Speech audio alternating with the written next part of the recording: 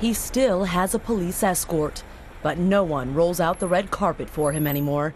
He has to enter the court building through the back door. Former Prime Minister Ivo Sanader stands indicted for corruption.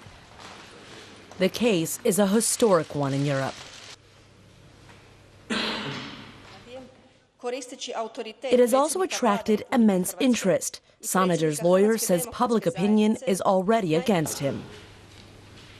Is it a fair trial when everyone has his opinion about what's happening here? All witnesses, future witnesses, trial chamber, they are all in a way prepared that he is guilty. But the suspicions are not unreasonable. There is, for example, the question of how Sanader can afford a multi-million-euro villa in the most exclusive district of Zagreb. He also stands accused of taking a bribe during the mid-1990s, equal to almost €500,000 from Austria's scandal-plagued Hypo Alpe Adria bank. According to the indictment, he ensured that the Croatian government in office took a major loan in exchange. Sanader was deputy foreign minister at the time. The ex-prime minister is also said to have helped Hungarian oil firm MOL gain control of INA, its Croatian counterpart. In exchange, he allegedly received €10 million from MOL. Prosecutors say the deal was probably cut here, in the back room of a restaurant at an elite tennis club. Jutarnji List, a daily paper, published a video excerpt showing Sanader together with MOL boss Zsolt Hernadi. Reporters from the paper have described what it shows. The two men sit in a back room. Sanader takes the battery out of his cell phone. Without speaking, Sanader takes a notepad out of his pocket and gives it to Hernadi.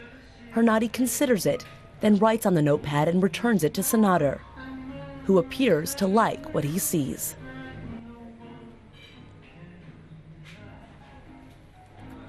Journalist Dan Alexa knows as much as anyone about the case. Jutarnji List hired him to write a book about Sanader. He's a very complex character. He is not very representative for the common Eastern European politician. He is a self-made man who comes from a very poor background. Sanader was elected to the post of prime minister in 2003. Before that, he had transformed his political party, the Croatian Democratic Union, or HDZ, from an ultra-nationalist right-wing party to a conservative one with broader appeal. Sanader has a doctorate in French literature and is fluent in several languages. Sanader steered Croatia toward the European Union and was welcomed by its political elite. But in the end, the EU helped bring about his downfall by demanding that Croatia take action against corruption. Sanader's arrest and trial certainly played a role in Croatia's accelerating its accession negotiations.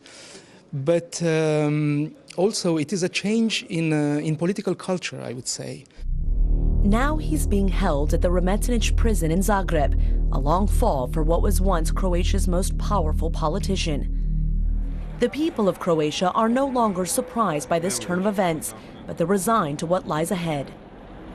Even if the media thinks he's guilty, he does deserve a fair trial. He was the party leader. I think the party has already lost, unfortunately. The ruling HDZ party was low in the polls ahead of parliamentary elections on December 4th. The party itself stands accused of corruption, and its assets have been frozen by court order. The Sanader affair has had the greatest impact on his party, the HDZ. If media reports are accurate, there was an entire system in place to extract money from state companies and use those funds to finance the party and prominent members. His party is fighting for its future, and Sanader is fighting not to end up behind bars.